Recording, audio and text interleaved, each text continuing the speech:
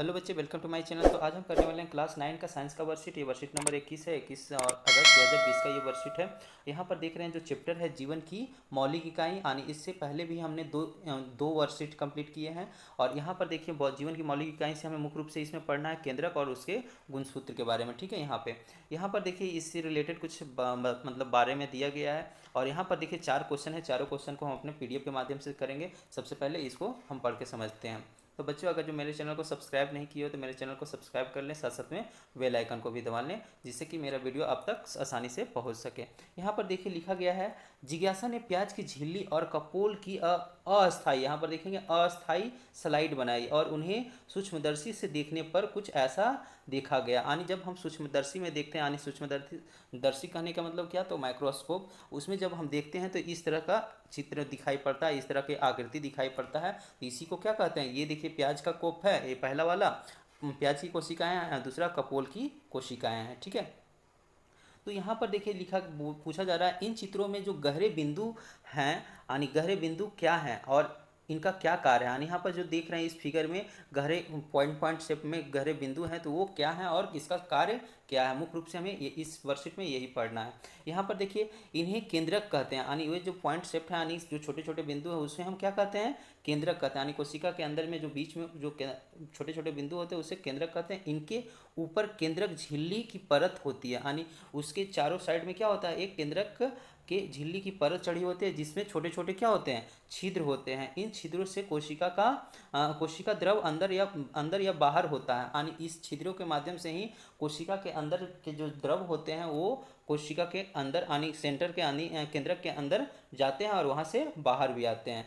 ठीक है, यहाँ पर देख रहे हैं इसे कोशिका का मस्तिष्क या ब्रेन भी कहते हैं। यानी ये केंद्रक को हम क्या कहते हैं, कोशिका का ब्रेन या मस्तिष्क भी कहते हैं। यानी जिस तरह से हमारा बॉडी का पूरे शरीर को कंट्रोलिंग करने का काम करता है मस्तिष्क, उसी तरह से यहाँ पर केंद्रक करता है कोशिका को कंट्रोलिंग करने का काम। यहाँ पर देखिए यह कोशिका के कार्यों को नियंत्रित यानी और निर्देशित करता है, यानी जिस तरह से हमारा माइंड करता है उसी तरह से ये कोशिका के अंदर करता है। यह कोशिका में अनेक कार्य करता है, जैसे अनुवांशिक क्रियाएं, अनुवांशिक संरचना, कोशिका विभाजन, डीएनए, आरएनए, यहाँ पर देख रहे हैं राइबोसोम का उत्पादन, कोशिका में वृद्धि, प्रोटीन और एंजाइम का उत्पादन यानी संश्लेषण, ये सारे क्रियाएं करते हैं। यहाँ देखिए डीएनए और आरएनए का जो फुल फॉर्म दिया गया है, डीएनए का होता है डाई ऑक्सी राइबोन्यूक्लिक एसिड यानी अम्ल, और आरएनए का फुल फॉर्म होता है राइबोन्यूक्लिक अम्ल। तो ये आप याद रखेंगे।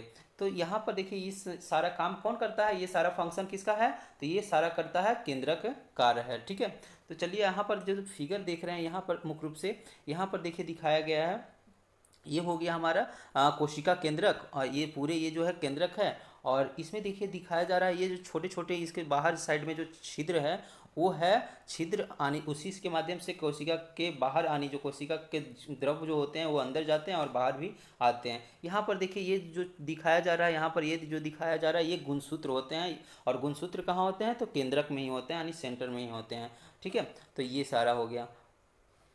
चलिए यहाँ पर देखते हैं, यहाँ पर आगे बताया गया है कि ज्ञान ये गुणसूत्र या क्रोमोजोम क्या क्या होते हैं और इनका क्या कार्य है। यानी एक गुणसूत्र हिंदी वर्ड हो गया और क्रोमोसोम इंग्लिश वर्ड हो गया। ठीक है, तो यहाँ पर उसके बारे में पूछा जा रहा है। चलिए यहाँ पर देखते हैं, यहाँ देखिए बताया जा रहा है कि दीदी केंद्रक में एक उलझे धागे जैसी संरचना क्रोमैटिन पदार्थ होती है। यानी एक ये देख रहे हैं उलझे धागे, ये क्रोमैटिन है, यानी ये केंद्रक में ही, ये कहाँ पर पाया जाता है, तो केंद्रक में ही पाया जाता है, जो डीएनए और प्रोटीन से बने होते हैं। यानी क्रोमैटिन किससे बना होता है, तो डीएनए और प्रोटीन से बने होते हैं। कोशिका विभाजन की शुरुआत में यह क्रोमैटिन पदार्थ कई लंबे जोड़े में बदल जाते हैं, जिन्हें गुणसूत्र कहते हैं। यानी यही क्रोमैटिन जब कोशिका का जब विभाजन होता है तो उस समय ये क्या होते हैं, ये कई अलग अलग जोड़े में, यानी अलग अलग दो, एक अकेले नहीं होता है, यहाँ पर दो दो जोड़े यानी दो दो की संख्या में जोड़े बन के ये अलग हो जाता है। यहाँ पर देख रहे हैं एरो करके दिखाया गया है,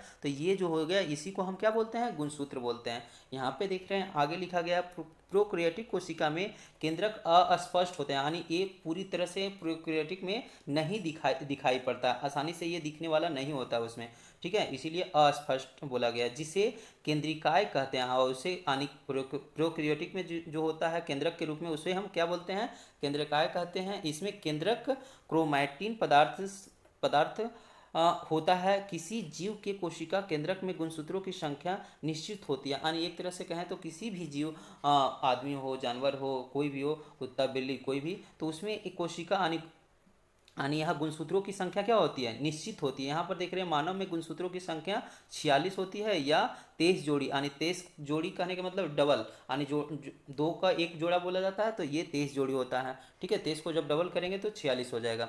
यहाँ पर देख रहे हैं क्रोमैटिन में डीएनए के क्रियात्मक खंड के जीन कहते हैं, यानी जब जो क्रोमैटिन होता है उसका जो क्रियात्मक खंड होता है उसी को हम क्या कहते हैं, तो जीन कहते हैं। ठीक है, गुणसूत्रों पर मौजूद जीन, यानी जो गुणसूत्र पर मौजूद जीन होते हैं वो डीएनए अणु से बने हुए होते हैं। यहाँ पर आगे देख रहे हैं, यहाँ पर लिखा गया जिन्हें नई कोशिकाएं बनाने, यानी जिनमें नई कोशिकाएं बनाने और कोशिका संगठन की सभी सूचनाएं होती है। यानी इसी में जो गुणसूत्र में ही क्या होते हैं, यानी ये जो जीन दिख रहा है इसी में सारे नए नए सूचनाएं होते हैं। गुणसूत्रों में आनुवांशिक संकेत या गुण होते हैं, और जो माता पिता से डीएनए के रूप में अगली संतति यानी उनके बच्चे में जाते हैं। संतति का मतलब बच्चे, ठीक है, अगला संतान में उनके डीएनए के माध्यम से ये जाते हैं। और ये डीएनए क्या करता है, यानी जीन ये क्या करता है, तो जीन के बारे में हम क्वेश्चन में इसको और डिटेल से बता देंगे। सबसे पहले इसको अब देखते हैं हम क्वेश्चन ही। अब तो यहाँ पर देख रहे हैं पहला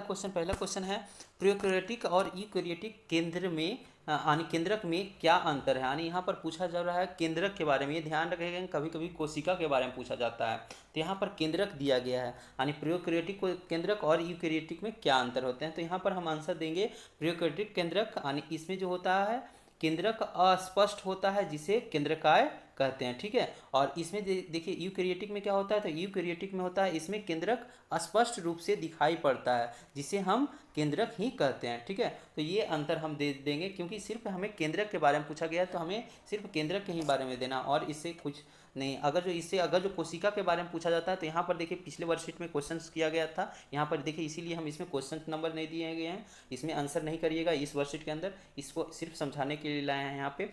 तो यहाँ देखिए ये केंद्रक नहीं, यहाँ पर कोशिका लिखेंगे। ठीक है, कोशिका। तो ये प्रोकैरियोटिक कोशिका और यूकैरियोटिक में अंतर क्या होता है, तो हमने पिछले वही वर्कशीट में किए थे। तो यहाँ पर देखिए उसमें होता है आकार प्रायः छोटे होते हैं, इसमें आकार बड़े होते हैं, केंद्रक अस्पष्ट होते हैं, यहाँ पर केंद्रक स्पष्ट होते हैं। इसमें क्रोमोसोम की संख्या 1 होती है, इसमें क्रोमोसोम की संख्या अधिक होती है, यानी 1 से अधिक होती है। इसमें कोई, इस चौथे नंबर में देख रहे हैं, इसमें एक कोशिकीय होती है और ये बहुकोशिकीय होती है। इसमें कोई भी झिल्ली युक्त अंग नहीं होते हैं, और इसमें जो होता है इसमें दोहरी झिल्ली द्वारा कोशिका द्रव से अलग होता है। तो ये इसका अंतर था, लेकिन ये आप इस वर्कशीट में आंसर नहीं करेंगे, ये हम सिर्फ समझाने के लिए लाए थे।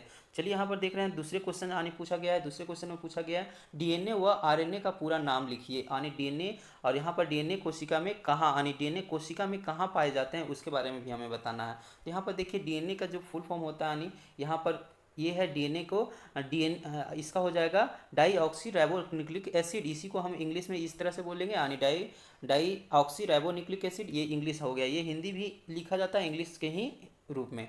ठीक है, यहाँ देखिए आरएनए का फुल फॉर्म हो गया राइबोन्यूक्लिक अम्ल, यानी उसी तरह से यहाँ पर हो गया राइबोन्यूक्लिक एसिड। ठीक है, और ये जो है डीएनए कहाँ पाया जाता है, डीएनए केंद्रक में पाया जाता है। ठीक है, तो ये लिख देंगे।